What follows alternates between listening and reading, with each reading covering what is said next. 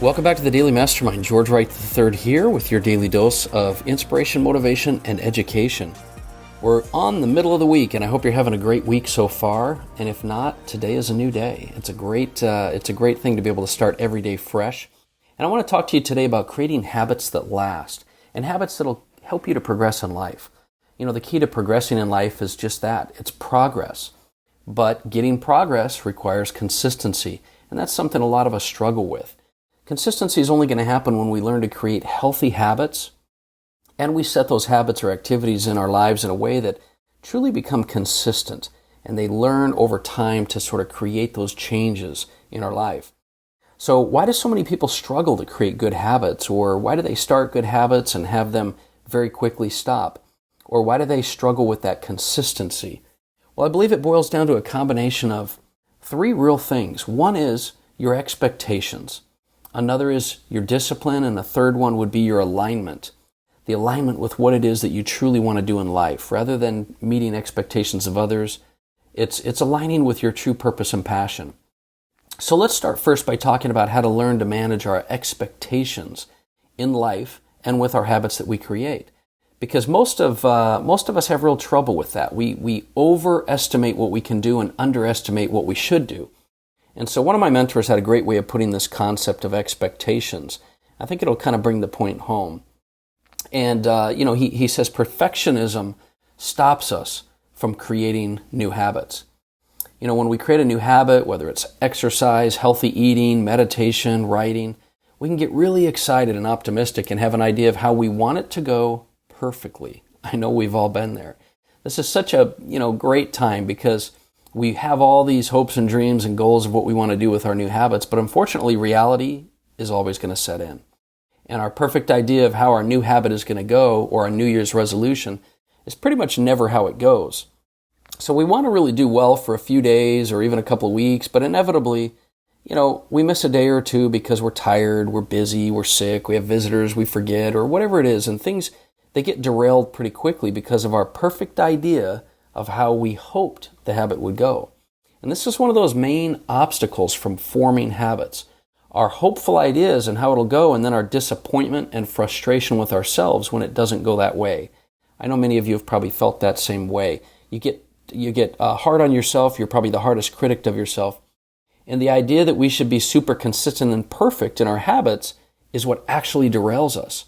So here's kind of what typically happens. We think, I'm going to go start making this thing happen every day. And then our mind gets excited and we start imagining how it's going to go and how much progress we're going to make and how much better things are going to be. And we start doing it every day. And the reality doesn't match the actual imagination of how we think things are going to go. We're going to always exercise, or we're always going to do those tasks that we think about.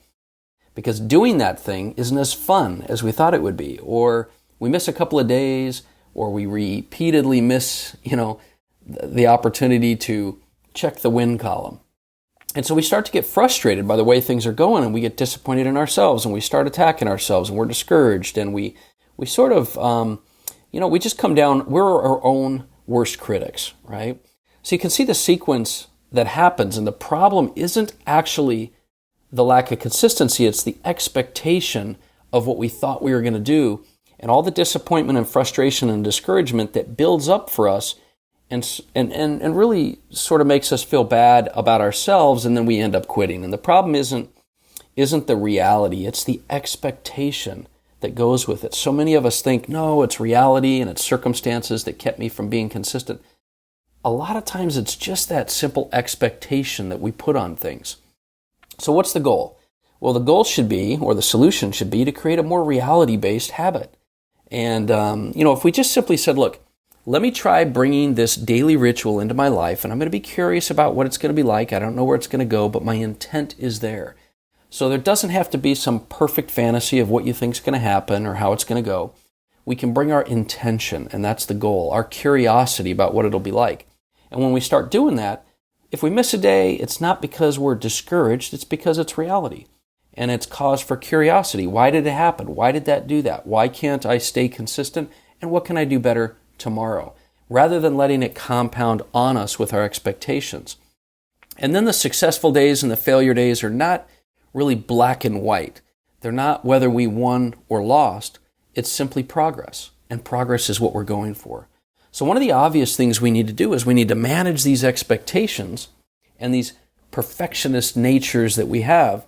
And then we need to find ways to create those other two things, the discipline and the alignment, so that we have these things in our life in order to get the positive, healthy, productive habits to start taking hold and start taking root in our life. And this can be done a lot of different ways. I've talked about several suggestions and solutions in the past on past episodes, but let me give you a few reminders. Set yourself up for success with your habits. Plan the night before, plan ahead of time, plan for things to go wrong. Set yourself up and be prepared, because that always helps you with your habits. Also, align your habits with what works best for you. Don't try to adopt habits for the needs of other people. If you have difficulty reading and meditating or journaling in the morning, do it in the evening. Find the best time of day that helps you to stay consistent with your habits. You could have the best of intentions, but if you try to do things against the odds, against the grain, against what was going to probably work for you, then you're setting yourself up for failure. And then also pick habits that will most likely create the most change for you. Don't journal just because you hear that journaling is a great idea. If journaling helps you to get your thoughts out and remain grateful and recognize your wins, then journal. Maybe it's putting it into an app. Maybe it's writing it on a board. Maybe it's none of those things. Maybe it's expressing your gratitude to other people. Find habits that help you create change, not just habits and daily rituals for daily rituals' sake. And also, don't overwhelm yourself. Just start simple. So many of us, especially high achievers, we try to pick 8 or 9 or 10 different things that we want to do right off the bat.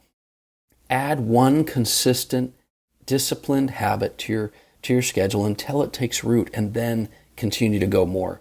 Find ways to create small wins as well. I've talked about that. Do whatever you can to start to recognize the wins. And it doesn't have to be black or white, like my mentor was saying, or like I've heard many, many times from many thought leaders. It's not a binary situation where you either won or lost.